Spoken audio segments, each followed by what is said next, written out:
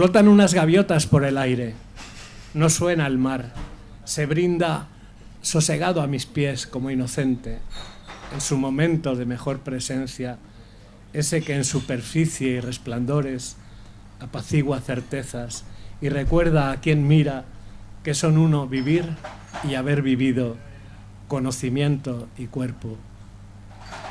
Llegan desde las rocas unas risas a juventud confiada, como si fuera eterna su eternidad. Siento, imagino las caricias, los labios, la porfía de manos y de muslos, y no existe el instante porque ellos nada saben.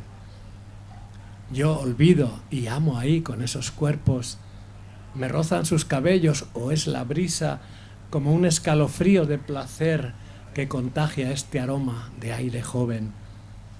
Y nuevamente soy el que espiaba. Bebo con la mirada la paciencia del mar ajeno al tiempo, el turquesa imposible de la hora, estos ruidos de amor, esta luz limpia, la plenitud hiriente de los cuerpos.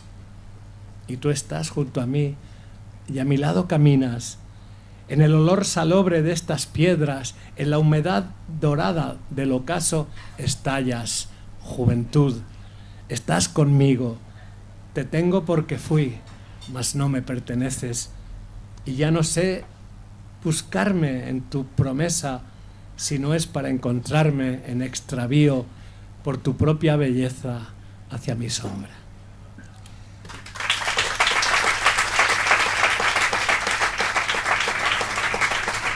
Bueno,